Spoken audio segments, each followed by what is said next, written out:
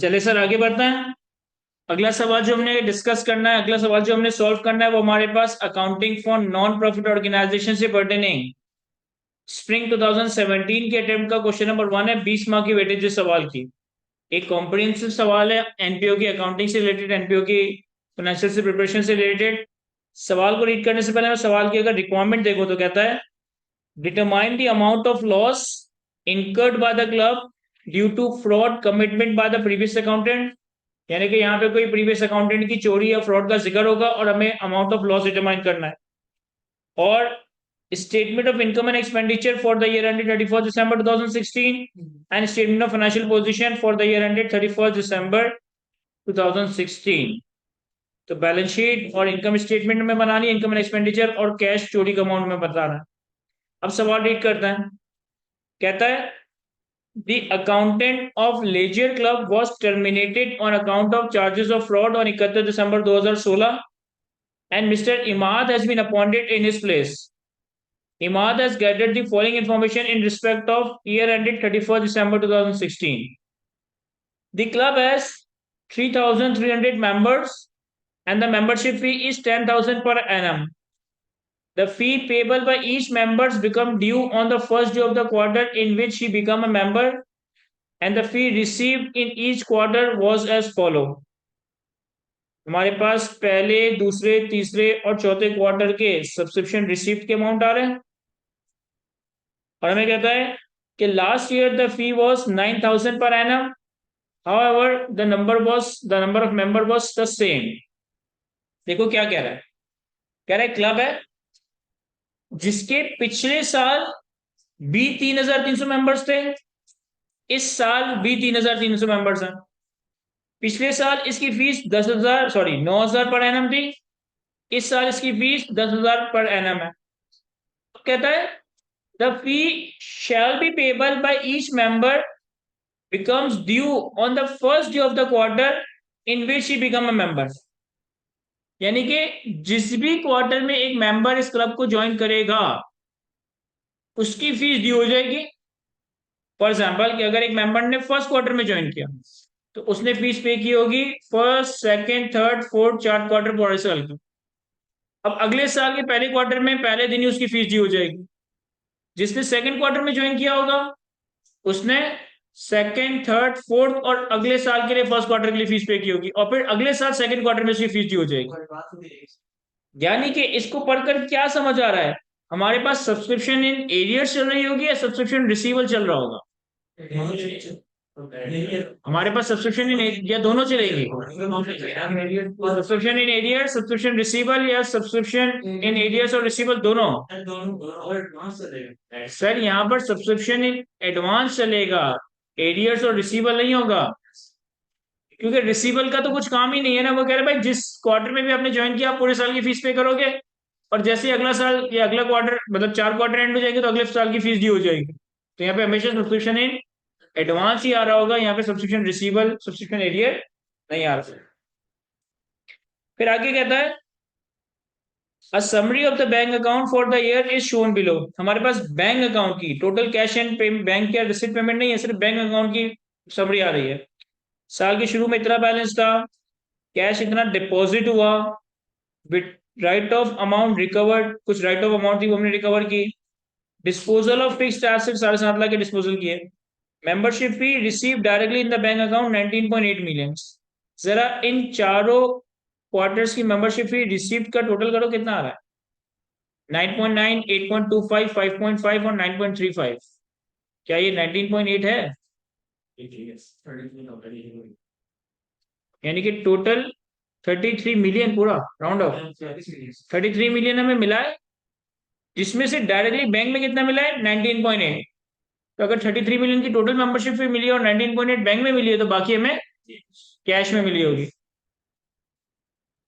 फिर विड्रॉल्स में बता रहे हैं कि कुछ इंश्योरेंस के पैसे पे किए, रेंट और रेट्स पे किए, यूटिलिटीज पे की, फ्री और लैंड परचेज की, कैश विड्रॉल किया, क्रेडिटर्स को पेमेंट की, रिपेयर एंड मेंटेनेंस के खर्चे किए, कोई इक्विपमेंट परचेज किया और साल के आखिर में ये बैंक बैलेंस आ गया। ठीक है। फिर आगे कहता है amount paid from petty cash were as follow. Petty cash से हमने 2.3 मिलियन की सैलरीज पे की है और 640,000 के सैलरी एक्सपेंसेस पे किए और बैंक से हमने कोई सैलरीज पे नहीं की थी। कहता है the club as a tuck shop which earn a profit margin of 20% on all sales. All sales of tuck shop are made on cash, and during the year, stock costing 5 lakh were destroyed by the fire. एक टक shop है जहां पे 20% margin पे sales होती है, जितनी भी सेल्स होती है वो कैश पे सेल्स होती है, और 5 लाख का stock during the year destroy हो गया। The opening WDV of the fixed asset was 28 million. Exercise equipment was purchased on 1st October 2016। ये जो हमारे पास यहाँ पे आ रहा था ना कि हमने 7.3 मिलियन का इक्विपमेंट खरीदा था, ये हमने कब खरीदा है? 1 अक्टूबर 2016 पे। Fix assets having opening WD of 8 lakh were disposed of on 31 March 2016। फिर हमारे पास जो डिस्पोजल में आ रहा था ना कि हमने 7.5 लाख रुपए के कुछ फिक्स एसेट बेचे हैं, उनकी साल के पहले दिन डब्ल्यूडीवी कितनी थी? 8 लाख, और उनको बेचा कब है? 31 March 2016। Fix assets are depreciated at 20% under the reducing balance method, और रिड्यूसिंग बैलेंस मेथड की तरह हमें डेप्रिसिएशन करना होगा। The opening and the closing balance of cash in hand were 3 lakh and 25,000 respectively.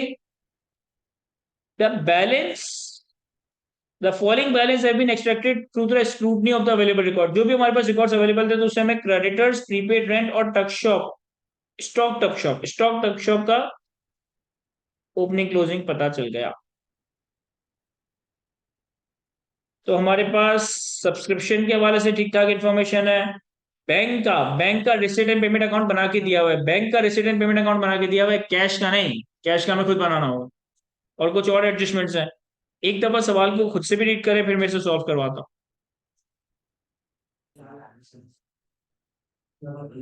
क्या देखिएगा सर, मैं सॉल्व करवा देता हूँ इससे। अब देखें, सबसे पहले तो हमें इस सवाल के अंदर रिक्वायरमेंट में एक तो कैश चोरी का अमाउंट डिफाइन करना है, इनकम एंड एक्सपेंडिचर बनानी है, और बैलेंस शीट बनानी है। तो पहले तो हम बिल्कुल बेसिक सा एक स्ट्रक्चर क्रिएट कर लेते हैं।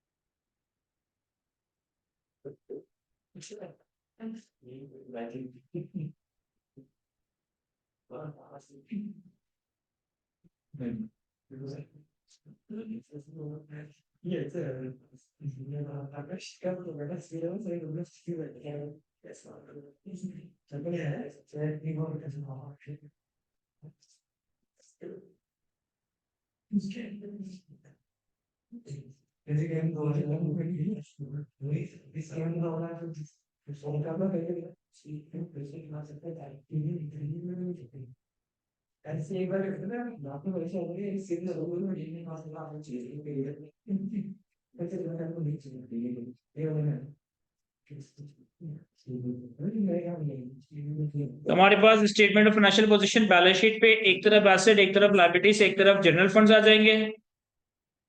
इसी तरीके से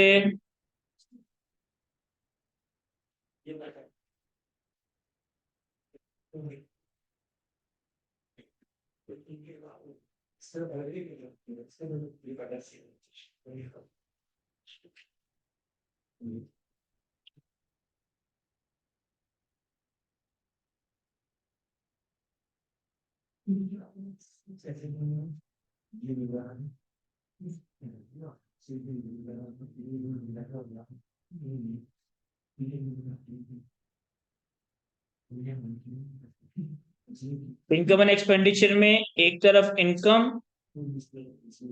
और एक तरफ हम सारे एक्सपेंसेस एक्सपेंडिचर को प्लॉट करेंगे। अब हम आते हैं वर्किंग पे। तो इस सवाल में जितनी इन्फॉर्मेशन दी हुई है ना, इन सारी इन्फॉर्मेशन की तो हम अलग अलग वर्किंग करेंगे, टी अकाउंट्स वगैरह बनाएंगे, लेकिन इन सारी इन्फॉर्मेशन से हमारे पास एक कैश की मूवमेंट भी मेंटेन होगी, क्योंकि अल्टीमेटली हमें ये डिटरमाइन करना है कि कैश की चोरी कितनी हुई। हमें कैश का ओपनिंग क्लोजिंग बता दिया, जो इन्फॉर्मेशन दी है उसमें ये भी बताया कि कितना पैसा कैश के थ्रू आया, कितना पैसा कैश के थ्रू गया वगैरह। तो हम कैश की पूरी एक मूवमेंट बनाएंगे ताकि ये फ्रॉड का अमाउंट, ये डिफल्केशन का अमाउंट आइडेंटिफाई कर सके कि कितना कैश चोरी हुआ है। अब कैश की मूवमेंट आप चाहे तो कॉलम फॉर्मेट में बना लें, चाहे तो टी अकाउंट बना लें, इससे कोई फर्क नहीं पड़ता।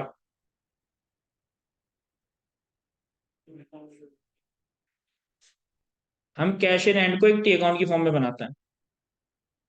तो वर्किंग वन,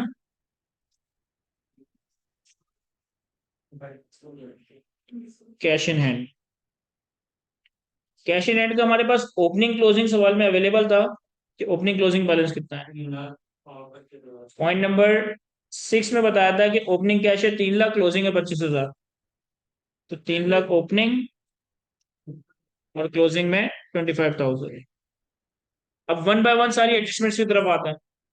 सबसे पहली एडजस्टमेंट थी हमारे पास मेंबरशिप के हवाले से।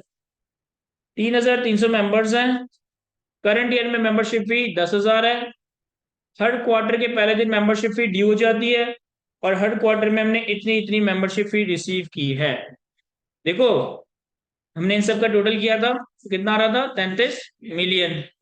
और 3300 मेंबर्स हैं तो 10,000 के हिसाब से कितने बने, 33 मिलियन। अब थोड़ी सी हम इंफॉर्मेशन को सेग्रीगेट करते हैं। अगर हम number of members in each quarter निकालना चाहें कि हर क्वार्टर में कितने मेंबर्स होते हैं, तो first, second, third and fourth मुझे तो पता है कि टोटल 33 है, लेकिन हर क्वार्टर का कितना है, तो 9.9 मिलियन डिवाइडेड बाय 10,000 कितना, 990। फिर 8250 डिवाइडेड बाय 10 मिलियन 825। फिर 5.5 मिलियन डिवाइडेड बाय 10,000 तो 550। और फिर 9350, तो 9350 डिवाइडेड बाय 10 तो 945। अभी मैंने हर साल के मेंबर्स या नंबर ऑफ मेंबर्स क्यों कैलकुलेट किए। मुझे ये तो पता है कि ड्यूरिंग द ईयर मैंने मेंबरशिप रिसीव कितनी की, मुझे ये भी पता है कि ड्यूरिंग द ईयर मैंने मेंबर्स कितना है, लेकिन मुझे ओपनिंग और क्लोजिंग में मेंबरशिप इन एडवांस का नंबर कैलकुलेट करना है। तो टोटल 3,300 मेंबर्स में से, टोटल 3,300 मेंबर्स में से 990 मेंबर्स ऐसे हैं जो फर्स्ट क्वार्टर में आए। तो जब लास्ट ईयर ये फर्स्ट क्वार्टर में आए होंगे, लास्ट ईयर ये 2015 में फर्स्ट क्वार्टर में आए होंगे, तो इन्होंने लास्ट ईयर के ही चारों क्वार्टर की फीस पे की होगी। यानी कि करंट ईयर की ओपनिंग में, यानी कि करंट ईयर की ओपनिंग में इनकी कोई सब्सक्रिप्शन इन एडवांस नहीं आ रही होगी। सर यही पैरेलल एक अच्छी वर्किंग बन जाएगी बराबर में।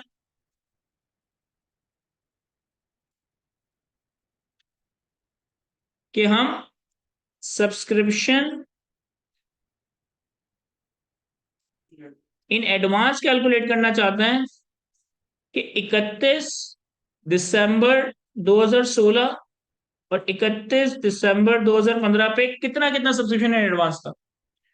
सर 31 दिसंबर 2015 पे, यानी कि जब हमारा साल स्टार्ट हुआ इसके ओपनिंग में, वो मेंबर्स जो थे फर्स्ट क्वार्टर के, तो उन्होंने तो लास्ट ईयर भी फर्स्ट क्वार्टर में सब्सक्रिप्शन दी होगी। तो लास्ट ईयर के फर्स्ट क्वार्टर में जब इन्होंने सब्सक्रिप्शन दी होगी तो वो 4 क्वार्टर की दी होगी। तो जब हमारा साल स्टार्ट हुआ होगा तो इनकी ओपनिंग सब्सक्रिप्शन 0 आ गया। क्या ये समझा पा रहा हूं मैं आपको।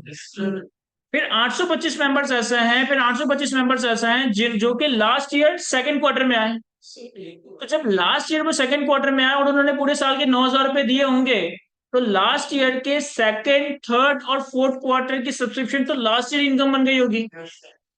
इस साल की ओपनिंग में, इस साल की ओपनिंग में सिर्फ उनकी एक क्वार्टर की फीस सब्सक्रिप्शन इन एडवांस आ रही होगी और लास्ट ईयर की सब्सक्रिप्शन थी कितनी, 9,000। तो यहाँ पे 825 मल्टीप्लाई बाय 9,000 मल्टीप्लाई बाय 1/4, 1.85625। ये समझ आ रहा है कैसे कैलकुलेट हुआ है।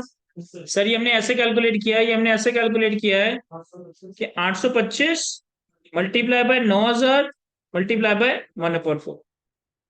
इसी तरह से जो लास्ट ईयर तीसरे क्वार्टर में आए उन्होंने 4 क्वार्टर पूरे साल की फीस पे की होगी, लेकिन तीसरे क्वार्टर में आने की वजह से तीसरे और चौथे 2 क्वार्टर की इनकम पिछले साल इनकम बन गई होगी। 2 क्वार्टर की इनकम हमारे साल में ओपनिंग सब्सक्रिप्शन एडवांस में आएगी, यानी कि 850 मल्टीप्लाई बाय 9000 मल्टीप्लाई बाय 2/4,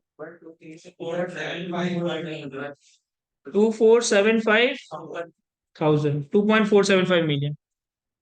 फिर इसी तरह से जो 935 लोग हैं, इन्होंने लास्ट ईयर फोर्थ क्वार्टर में ज्वाइन किया होगा तो 9000 दिए होंगे, और एक क्वार्टर की इनकम पिछले साल इनकम बन गई होगी, और 3/4 क्वार्टर की income amount opening subscription in advance में आ रही होगी।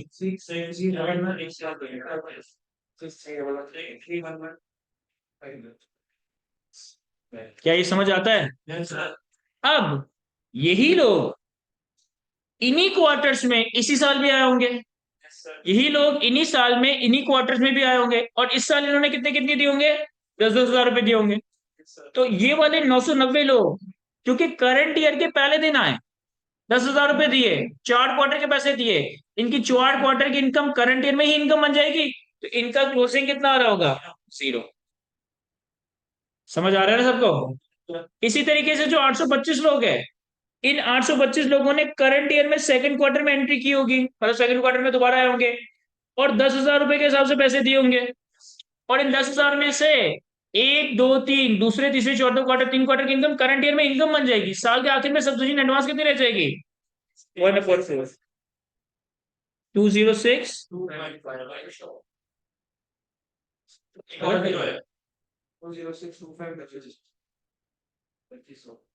सर इसी तरह से 550 मल्टीप्लाई बाय 10,000 मल्टीप्लाई बाय 2/4। समझ रहे मैं क्या कह रहा हूँ?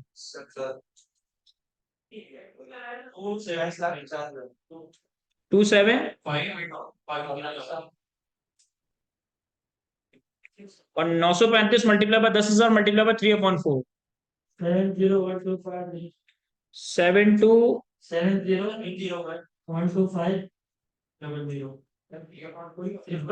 3/4।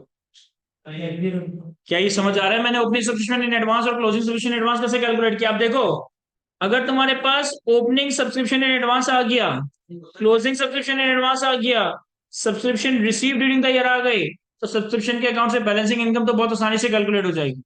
लेकिन हम बैलेंसिंग नहीं, हम उसको भी कैलकुलेट करना चाहता। हम बैलेंस देखो, अगर मैं सब्सक्रिप्शन का टी अकाउंट बनाऊं, क्या बनाते हैं?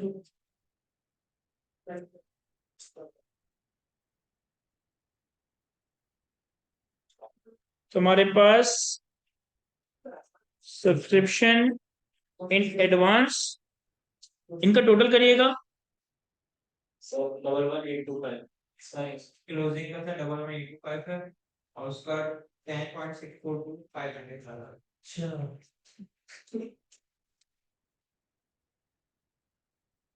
तो हमारे पास ओपनिंग सब्सक्रिप्शन एडवांस कितना है? 10,642,500, 10,642,500।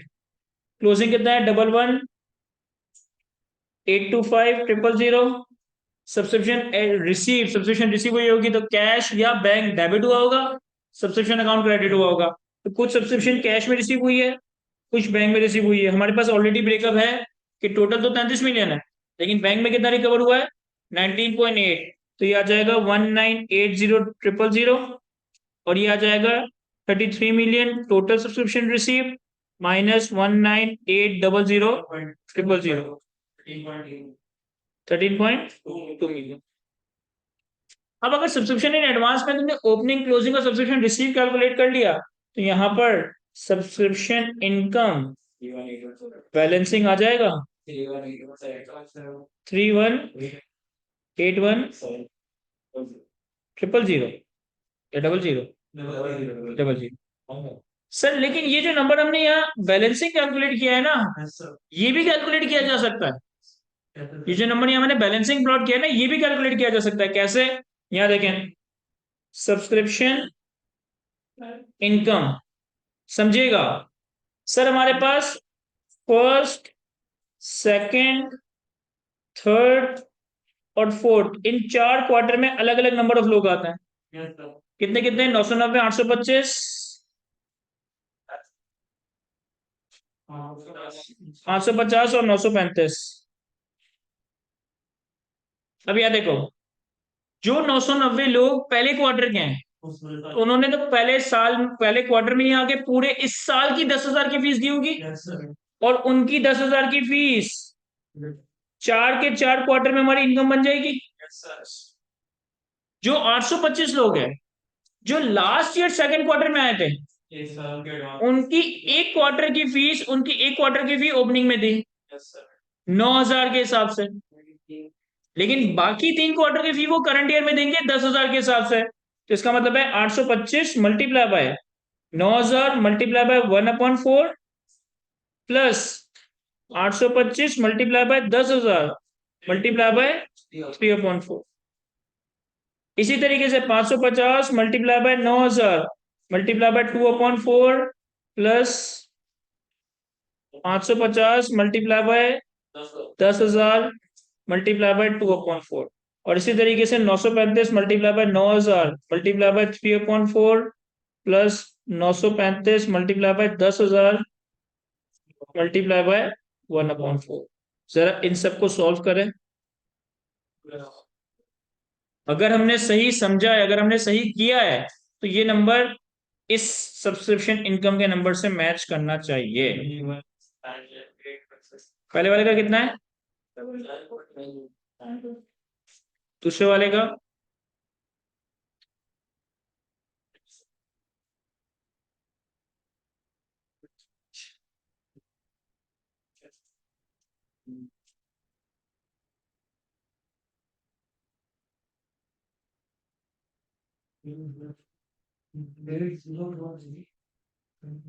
एट 8043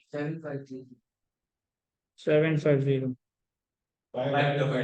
तीसरे वाले का 5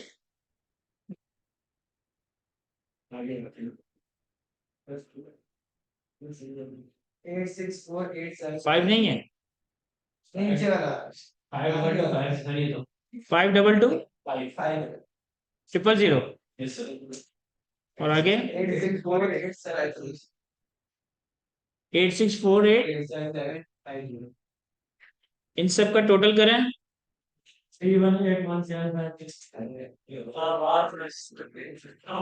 क्या ये समझ आ रहा है सबको?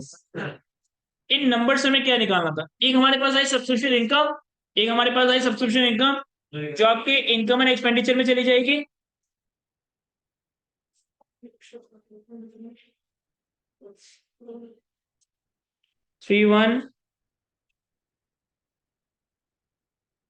31,817,500।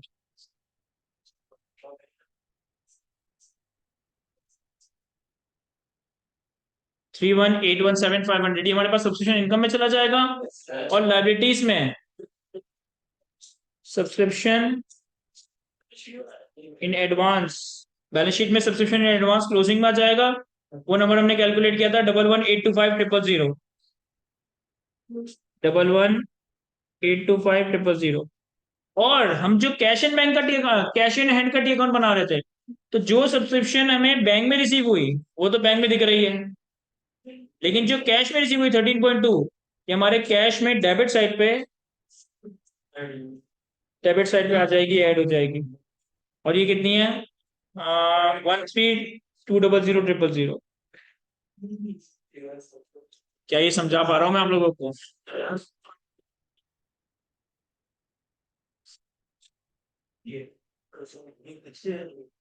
9,000 3 क्वार्टर यहाँ पे ये इसलिए कि इन्होंने लास्ट क्वार्टर में ज्वाइन किया, 10,000 रुपए के हिसाब से पैसे दिए। तो भी जो 10,000 रुपए के हिसाब से पैसे दिए उसका 1/4 हिस्सा इस साल की इनकम है और 3/4 हिस्सा अगले साल की इनकम है। 3/4 इनकम हमारे लिए क्लोजिंग सब्सक्रिप्शन है एडवांस। सर यहाँ तक हमारे पास एडजस्टमेंट नंबर 1 कंप्लीटली कवर हो गई है। अब इसके बाद ये दिया हुआ है जो मोटे मोटे अकाउंट्स हैं, टी अकाउंट्स हैं, उनको पहले मैं क्लोज कर लेता हूं। सर सैलरी की बात करें तो यहाँ पे कोई सैलरी मुझे दिखाई नहीं दे रहा था, यहाँ पे सिर्फ सैलरी आ रहा है और बाकी कहीं पे भी सैलरी नहीं दिखाई दे रहा था। 2.3 मिलियन की सैलरी पे की है कैश से, 2.3 मिलियन की सैलरी पे की है कैश से। तो इसे प्लॉट कैसे करेंगे? सर हमारे पास एक्सपेंडिचर में सैलरी एक्सपेंस आ जाएगा 2.3 मिलियन, और हमारे पास जो 2.3 की सैलरी पे की है वो कैश से पे की है, तो जो हम कैश का अकाउंट बना रहे थे उसमें क्रेडिट साइड पे सैलरी लेस कर देंगे, या क्रेडिट साइड पे आ जाएगा 2.3 मिलियन। और क्या है, सन्ड्री एक्सपेंसेस, सन्ड्री एक्सपेंसेस कुछ और आ रहे थे, कहीं और दिखाई नहीं दे रहा था सन्ड्री एक्सपेंसेस। तो सन्ड्री एक्सपेंसेस भी जो हमने पे किए 6,40,000 हमारे पास इनकम एंड एक्सपेंडिचर में है। सन्ड्री एक्सपेंसेस 6,40,000, और चूंकि ये कैश से पे किए है तो कैश इन एंड में क्रेडिट साइड पे 640।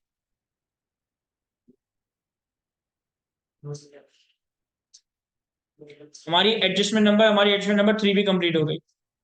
एडजस्टमेंट नंबर 4 थोड़ी टेक्निकल है। कहता है जो हमारी टक शॉप है ना वो 20% मार्जिन पे सेल्स करती है, सारी सेल्स कैश पे करती है, और 5 लाख रुपए का स्टॉक डिस्ट्रॉय हो गया, 5 लाख रुपए का स्टॉक डिस्ट्रॉय हो गया। पॉइंट नंबर 7 में हमें स्टॉक का ओपनिंग क्लोजिंग दिया हुआ था, तो अगर हमारे पास ओपनिंग क्लोजिंग है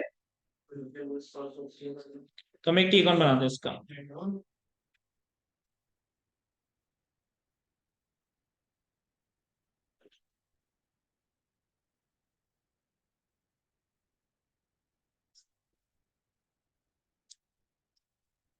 हमारे पास टक शॉप स्टॉक, इसका ओपनिंग है 2.3, क्लोजिंग है 2.5।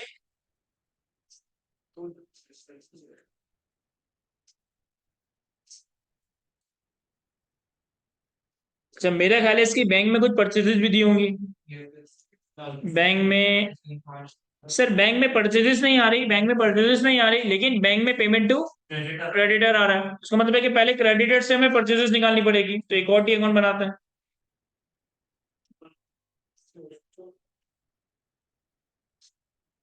हमारे पास क्रेडिटर्स, क्रेडिटर्स का भी ओपनिंग क्लोजिंग दिया हुआ था यहाँ पर 2.5 मिलियन और 3.33 मिलियन। ओपनिंग आ जाएगा 2.5 मिलियन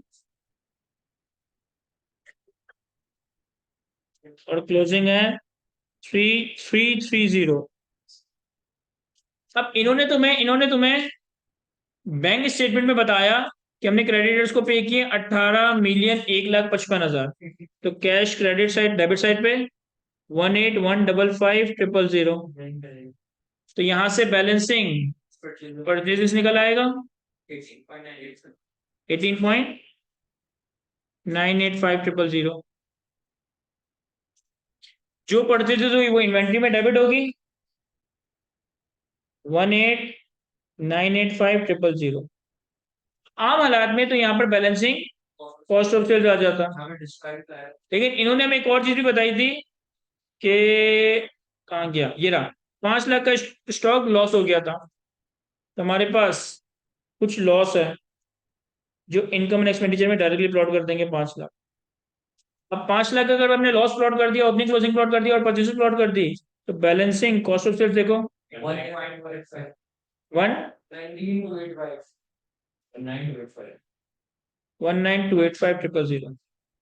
अब अगर 19285,000 की कॉस्ट ऑफ सेल्स है तो सेल्स 19285,000 से 20% मार्जिन है। क्या मल्टीप्लाई डिवाइड करूं कि सेल्स के नंबर तक पहुंच जाऊं? मुझे सेल्स का नंबर कैलकुलेट करना है, तो क्या करूं?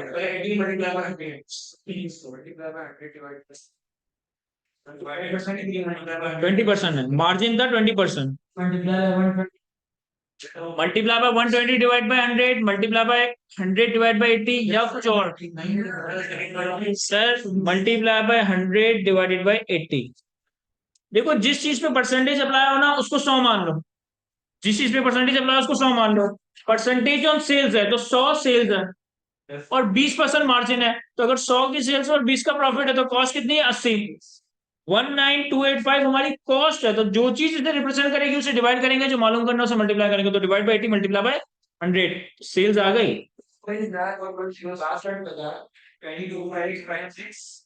22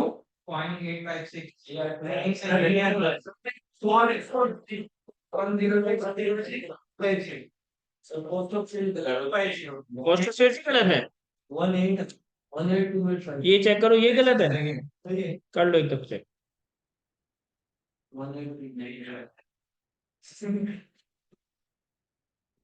कोई बात नहीं। सही है, नहीं सर 182 इसकी बात सही है। सही कह रहा था वो। 18 285 000 18 285 000। अब सेल्स का नंबर बता दें। 250 समझ आ रहा है मैं यहाँ तक?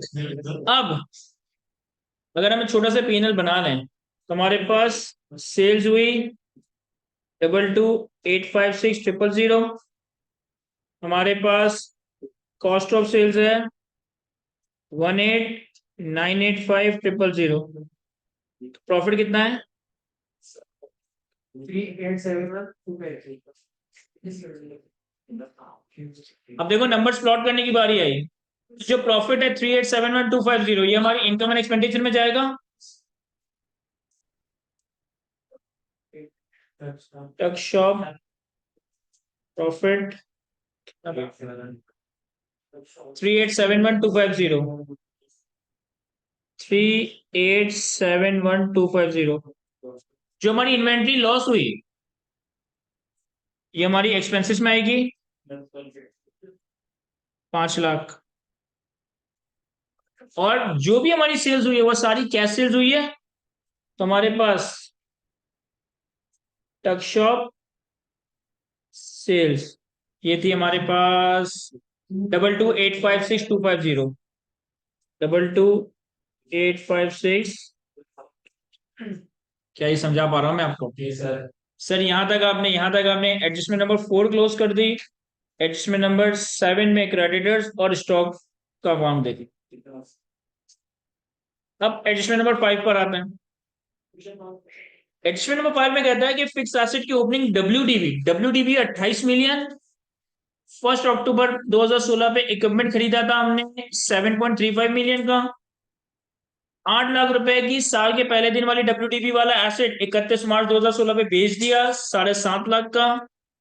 एक फ्री होल्ड लैंड भी परचेस की थी और 20% रिड्यूसिंग बैलेंस मेथड के तहत डेप्रिसिएशन है। तो जरा ये वाली एडजस्टमेंट खुद से सॉल्व करते हैं। Yes sir. करें जरा।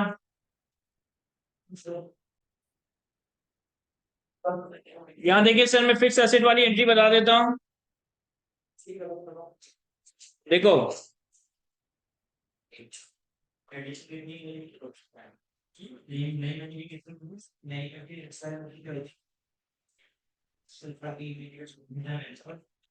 सर, एक तरफ हम डेप्रिसिएशन कैलकुलेट करते हैं,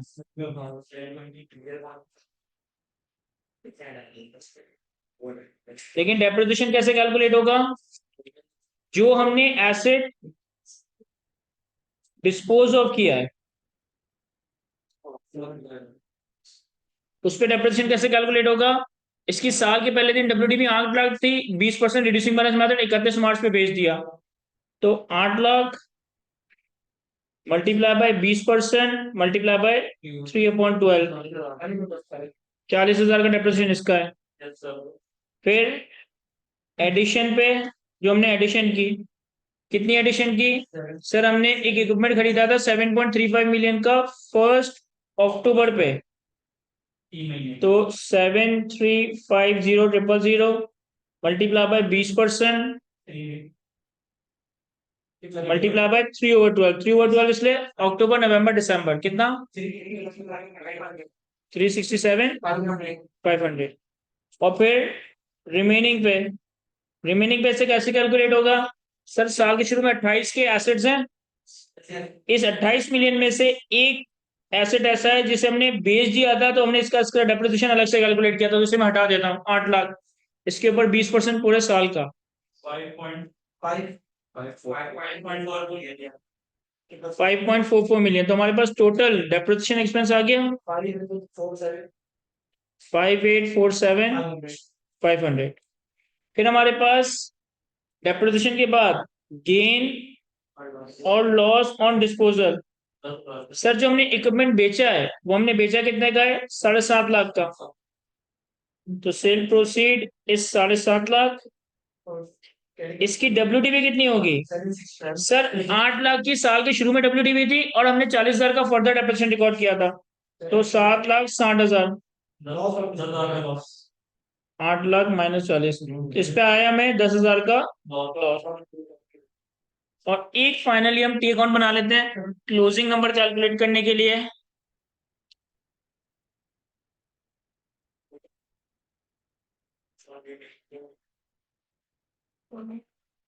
फिक्स एसेट सर ओपनिंग है इसका 28 मिलियन जो कि सवाल में गिवन है। एडिशन हुई है 7350,000। डिस्पोजल हुआ है 7,60,000 की WDV। साल के शुरू में WDV 8 लाख थी लेकिन डिस्पोजल के बाद तो 7,60,000 की। और डेप्रिसिएशन 5847,500। हमारे पास क्लोजिंग आ जाएगा। फ्री होल्ड लैंड हम अलग से बैलेंस शीट पे दिखाते हैं।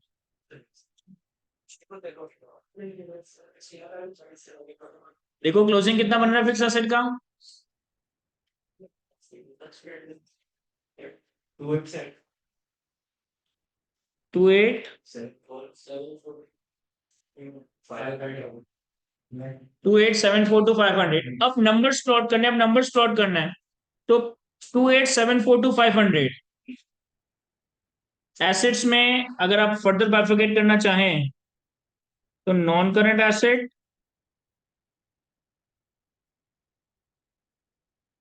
और करंट एसेट।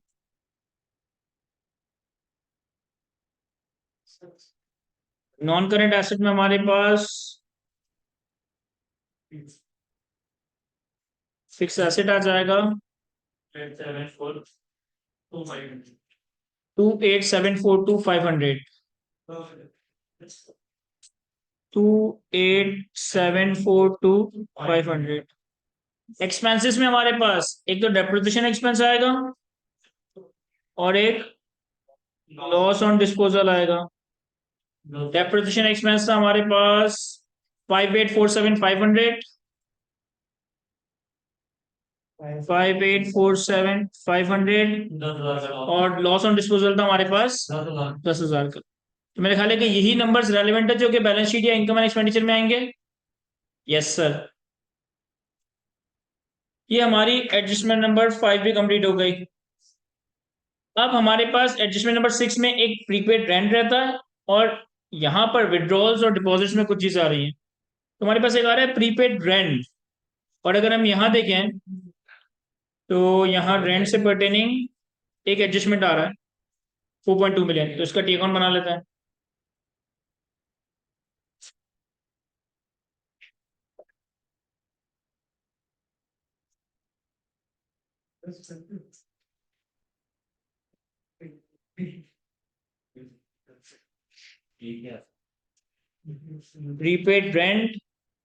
प्रीपेड रेंट का ओपनिंग क्लोजिंग है, ओपनिंग है 1,68,000, क्लोजिंग है 1,75।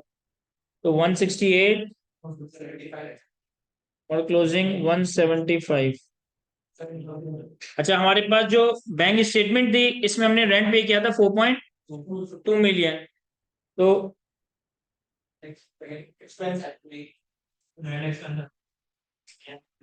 बैंक क्रेडिट होगा तो प्रीपेड रेंट डेबिट होगा। कितना था ये? 4.2 मिलियन। और फिर क्रेडिट साइड पे हमारे पास एक्सपेंस आ जाएगा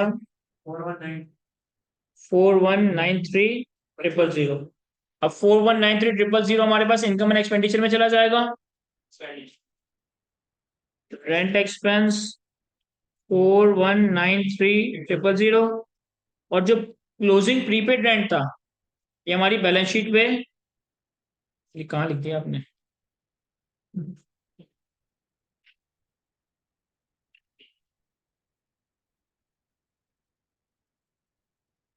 रेंट एक्सपेंस एंड एक्सपेंडिचर में आ गया, और बैलेंस शीट पे हमारे पास प्रीपेड रेंट आ जाएगा जो कि 175,000।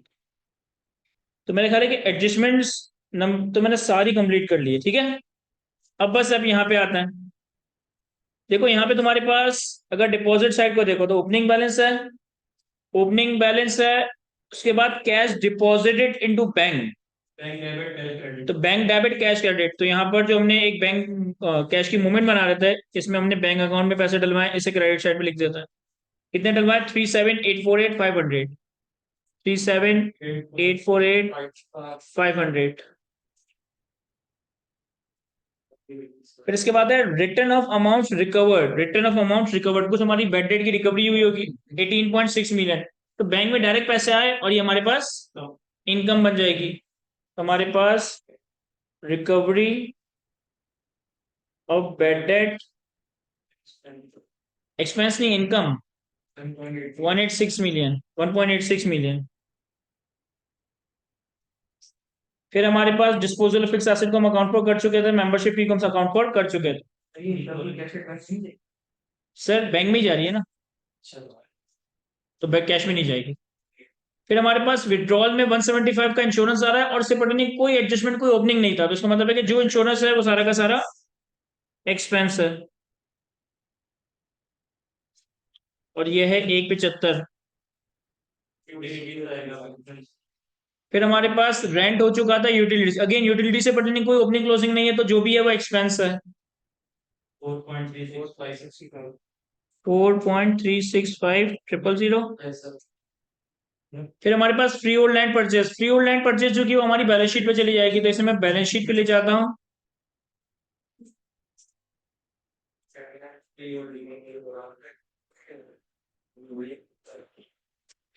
और फ्री होल्ड लैंड है हमारे पास 17 मिलियन।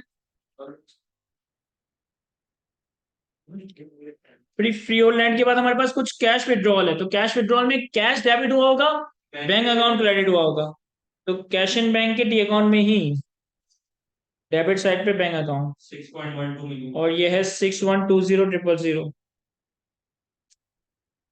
फिर हमारे पास पेमेंट टू क्रेडिटर को हम देख चुके थे, रिपेयर एंड मेंटेनेंस कोई ओपनिंग क्लोजिंग नहीं है, तो यही एक्सपेंस है 700। 7 लाख। फिर हमारे पास एक्सरसाइज इक्विपमेंट को भी हम देख चुके थे। अब हमारे पास कैश इन हैंड से ओपनिंग क्लोजिंग सारे रिसीट सारी पेमेंट्स आ गई, तो बैलेंसिंग कैश फ्रॉड आ जाएगा। देखो कितना आ रहा है,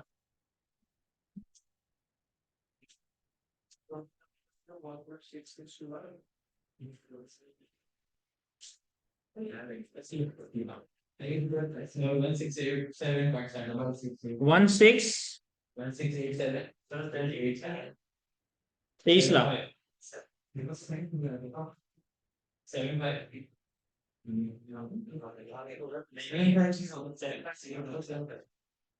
775 16 मिलियन चोरी कर ली इसने, यही है।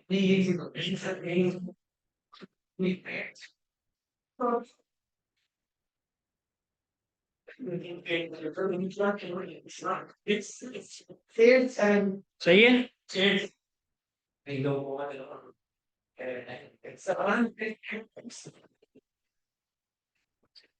16 लाख रुपए चोरी कर ली, तो जो 16 लाख रुपए चोरी हुए ये भी हमारे पास एक्सपेंडिचर में फ्रॉड लॉस या कैश लॉस कुछ लिखते हैं इसको, 1687,500। अब हमारे पास रिसीट साइड का टोटल सर 750 आपके 500 नहीं है सर 750 हमारे पास इनकम एंड एक्सपेंडिचर के सारे इनकम और एक्सपेंसेस का नंबर आ गया, जल्दी से टोटल करें इनका, भी सवाल खत्म हुआ नहीं है। सर 3754 37,548,75 चेक कर लें, सही है। चलो एक्सपेंडिचर कितना है?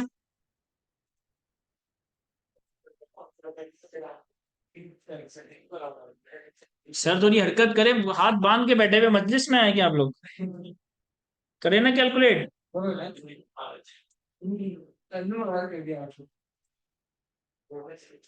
23 लाख, 6,40,000, 5 लाख।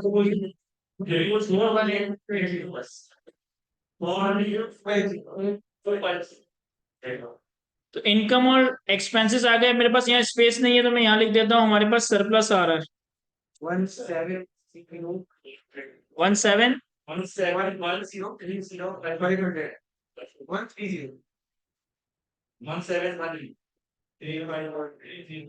सही है, 17,130,500। अब इस नंबर को हम लेके जाते हैं तो हमारे पास लाइबिलिटीज में सिर्फ एक लाइबिलिटी है, नॉन करेंट एसेट्स में दो एसेट्स।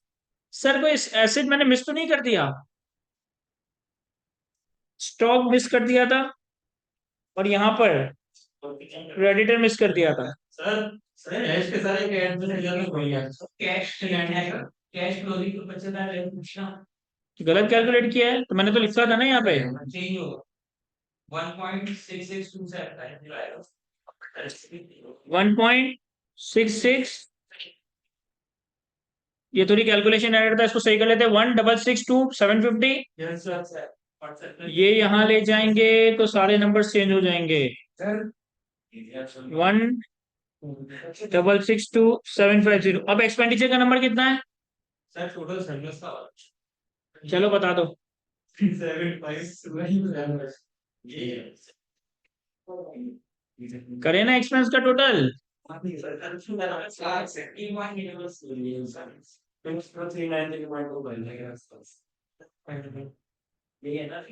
कितना एक्सपेंस का टोटल कितना बताया तुमने? 2039 0।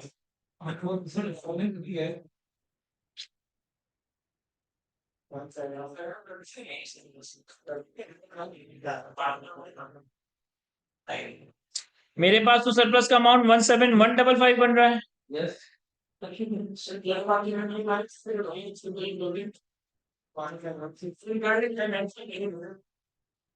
ये सवाल भी कंप्लीट नहीं हुआ, अभी ओपनिंग फंड कैलकुलेट करना है। ये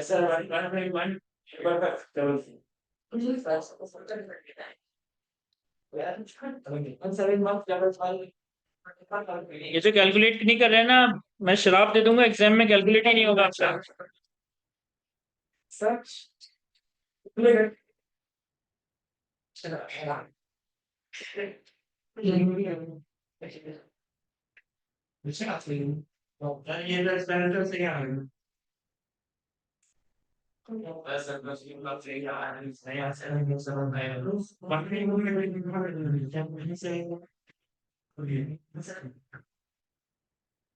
वन सेवन वन है ना, 178 नहीं है।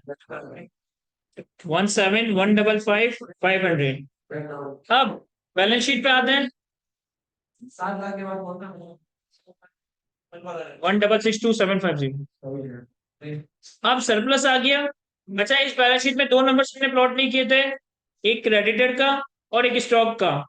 तो क्रेडिटर का हमारे पास क्लोजिंग है 3,330,3,330,000 और स्टॉक का क्लोजिंग है हमारे पास 2.5 मिलियन। सही है? कोई चीज मिस तो नहीं कर दिया आपने? यस सर बिल्कुल। आपने कैश और बैंक तो लिखा ही नहीं, तो कैश और बैंक। बैंक का क्लोजिंग था 5,894,000, 5,894,000 और कैश का क्लोजिंग मुझे याद आ रहा है 25,000 रुपए। अगेन एक दफा सवाल घुमा लें। सब्सक्रिप्शन इन एरियाज हमने प्लॉट कर दिया, बैंक का क्लोजिंग प्लॉट कर दिया, ये तीनों क्लोजिंग प्लॉट कर दिए, मेरे ख्याल है सब प्लॉट कर दिया। यहां से आपके पास टोटल एसेट का नंबर आएगा। अभी सवाल पूरा नहीं हुआ।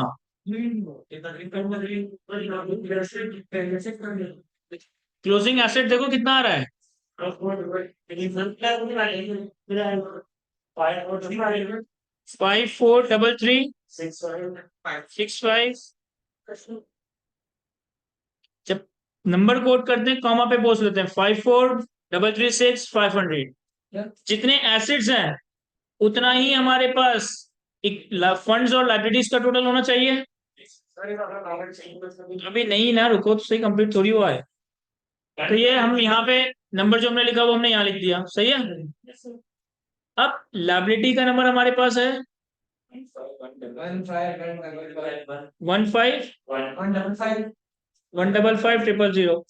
लाइबिलिटी का नंबर अगर हमारे पास है तो हमारे पास क्लोजिंग फंड आ जाएगा किस तरह से 54336500 माइनस 15155000 18500। तो अगर फंड का क्लोजिंग है तो हमारे पास यहाँ पे आएगा ओपनिंग, जनरल फंड और सरप्लस। सरप्लस का नंबर हमने कैलकुलेट किया था 17155500, 17155500। तो ओपनिंग बैलेंसिंग आ जाएगा 22026। लेकिन इस नंबर को बैलेंसिंग तो कैलकुलेट कर लिया, मेरा ख्याल है कि सवाल में इतना डेटा है कि ये नंबर भी कैलकुलेट हो सकता है। कैसे? नहीं नहीं सर, यहाँ देखिए मैं बताता हूँ कैसे। हम सारे एसेट से सारी लाइबिलिटीज माइनस करते हैं। यहाँ देखो तुम्हारे पास एसेट में क्या क्या चीजें आ रही है। सर हमारे पास एसेट में फ्री होल्ड लैंड आ रही है, लेकिन फ्री होल्ड लैंड इन्होंने कहा था कि हमने करंट ईयर में ही परचेस की है, ओपनिंग में नहीं होगी। इसके बाद आ रहा है फिक्स एसेट। फिक्स एसेट का ओपनिंग बताया था 28 मिलियन। हमारे पास फिक्स एसेट 28 मिलियन। फिर और क्या है सर? Prepaid rent stock. तो प्रीपेड रेंट और स्टॉक का ओपनिंग अवेलेबल है, और कैश और बैंक का भी ओपनिंग अवेलेबल है। प्रीपेड रेंट का ओपनिंग है 168,000। प्री स्टॉक का ओपनिंग है 23 लाख। कैश का ओपनिंग था मेरे ख्याल है 3 लाख, और बैंक का ओपनिंग है 3700,500। तो सारे एसेट्स लिखिए ओपनिंग के। लाइबिलिटी में हमारे पास सब्सक्रिप्शन इन एडवांस है और क्रेडिटर्स हैं। सब्सक्रिप्शन इन एडवांस क्रेडिटर्स का नंबर भी ओपनिंग था हमारे पास 25 लाख।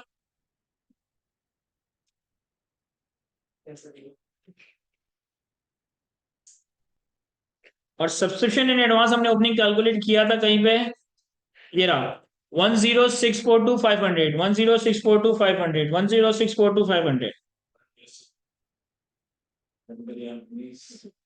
तो अगर हमने सब कुछ सही किया है तो ये ओपनिंग 22202600 बनना चाहिए। जरा देखें, नहीं बन रहा।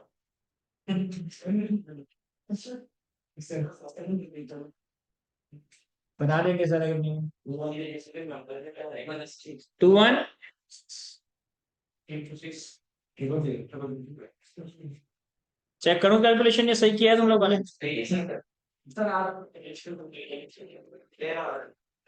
7 लाख का डिफरेंस आ रहा है। सही 7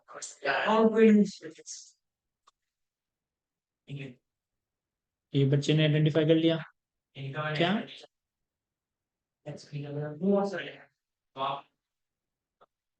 यहाँ पे ऐसा ही डिपॉजिट सरप्लस आ रहा है, सरप्लस आ रहा है 178 टेबल में आ रहा है, अगर उस सही कह रही है। सही है, उससे हो रही है। नहीं नहीं, थोड़े मुश्किल है।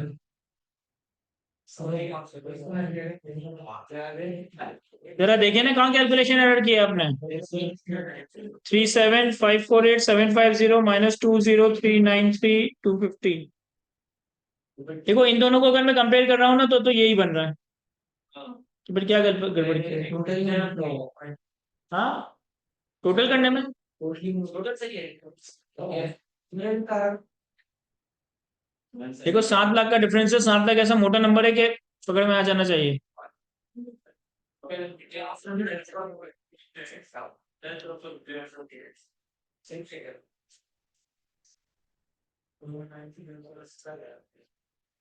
एक सेकंड सर, अरे वो स्लाइड में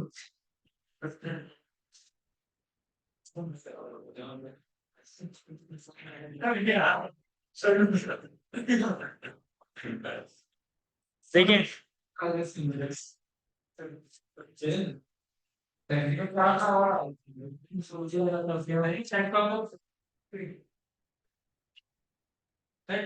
प्रॉपर्टी पर आ रहा है अच्छा, आपका प्रॉफिट गलत है। सर मेरे पास प्रॉफिट आ रहा था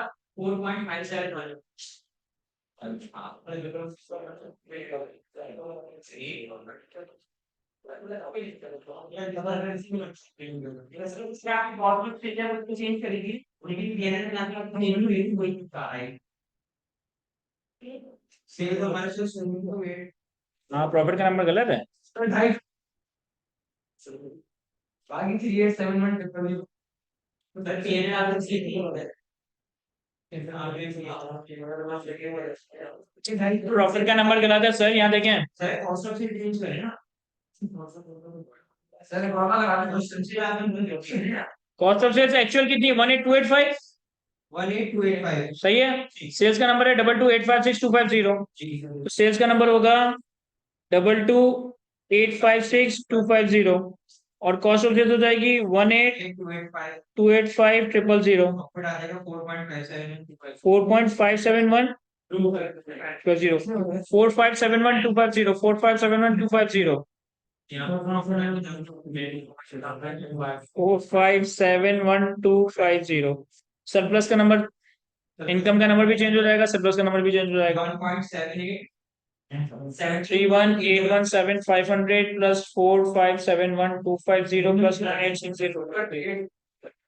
ये कितना है? 382482750। और जब ये नंबर रखते हैं तो सरप्लस आएगा 171 सही है सर। ये नंबर